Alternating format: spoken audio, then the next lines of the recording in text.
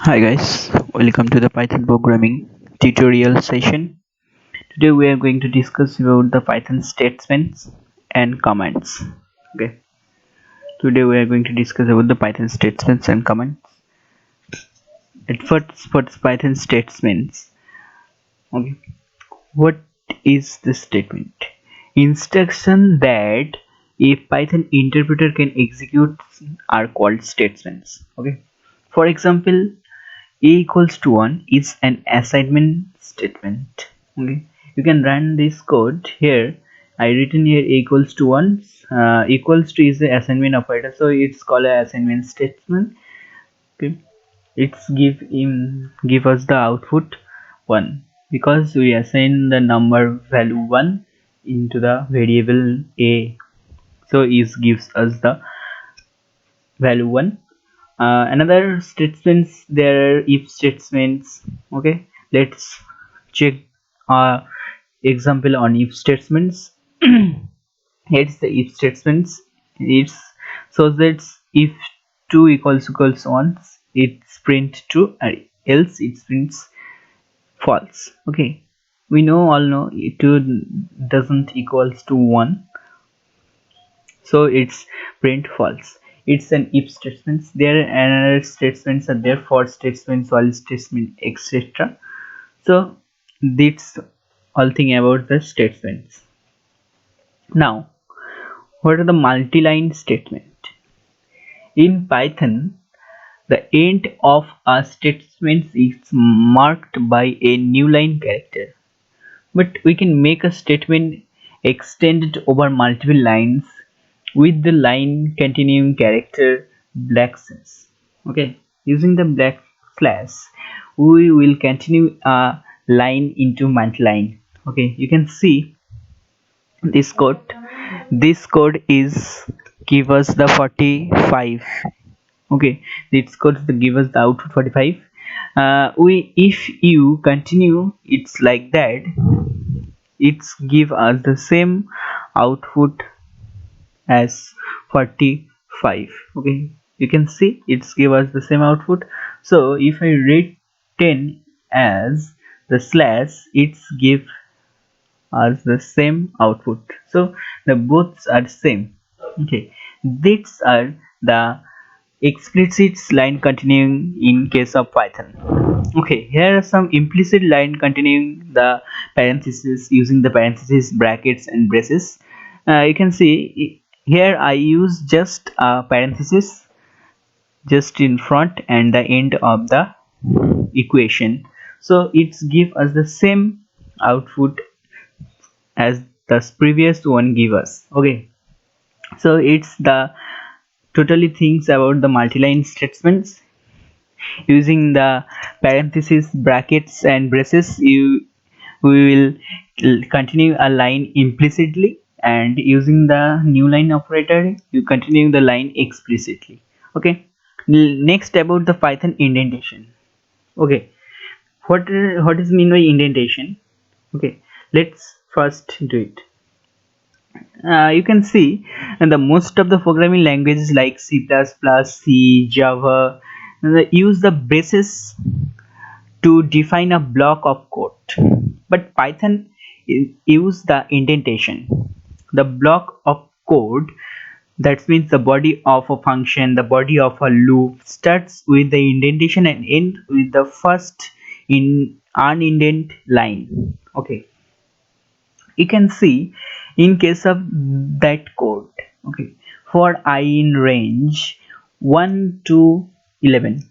Okay guys, please understand about the indentation.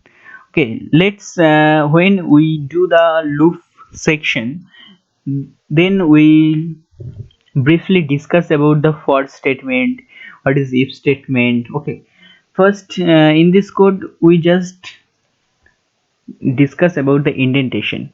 In this case, if that code is in Python, that code, sorry, is in C, that code like might be written like as for, that's mean int I equals to 0 and I less than equals 10.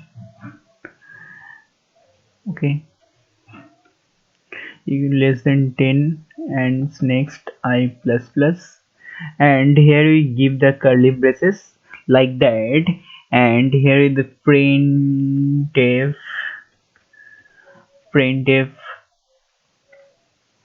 I. Okay, these small things that we written in the Python, that same thing if I written in the C, that looks like that. But these things not run here because this is a C code and this is a Python code. Okay, if we see that in case of Python or C++, it might be a C++ code, so you just write instead of the printf, we just write the cout section and I. Okay, in this cout section and I. Without printf, it's a C++ program. Okay, in case of C++ or C, you can see here we use the braces, curly braces for blocking. Okay, but in case of Python you use the indentation for blocking. You can see after entering for new line, the indentation is come automatically, because the compiler know that, the interpreter, the interface know that here is a for loop and we have to indent it for the block, for the block of for loop. Okay, so we can write the statements within the for loop and for loop body. Okay, this section is for only for the C and C++. Okay, please write, it's can't give us the output. Okay, let's run this. Okay, in this section we just see, if I omit these things, it prints 1 to 10. Okay, just see in the two lines, for I in range 1 to 11, in the range between 1 to 11 it prints the all values. Okay, 1 to 10, and here is the indentation is print is not written here. If I written the print here, it give us some error. That means the expected indentation block, because here needs some indentation block. So if I give the indentation and run it, it's give us the output. So instead of braces, in case of procedural coding language C and C++, and also in Java, we use the braces for blocking, and here we use the indentation for blocking our codes. So come forward, here we can use the conditional operator if. Okay, here also use the indentation. If I write this here, it don't give us any output, I think so. Okay, that's indentation error, expected indentation. If you give the indentation, it gives us the value hello. Okay, next we go to the comment section. Python comments are very important while writing a program.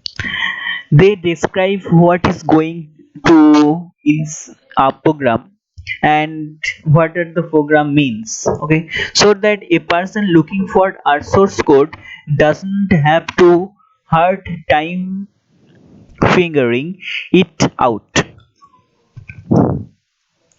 You might forget the key details of the program you just wrote in a month time, so take the time to explain this concept in the form of comments in always faithful.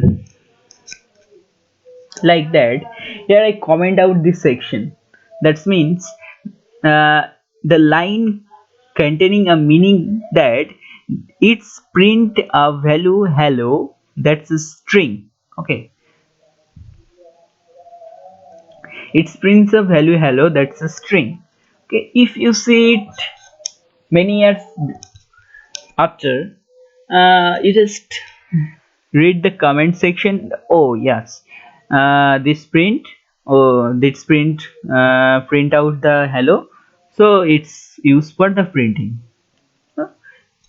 You can see it. What's the multi-line comments? Okay, you can have comments that expect up to the multi-lines.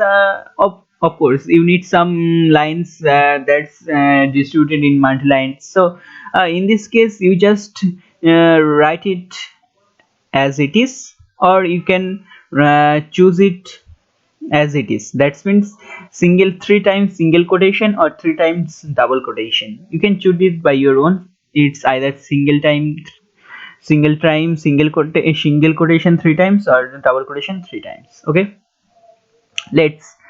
What is docstring in Python? Docstring is a sort of documentation string. That means what is the function do? Here the function to double the value. This function called named double. This function do the double of any value. Okay, if you give the number. Okay, let's give a number. Let's call the function.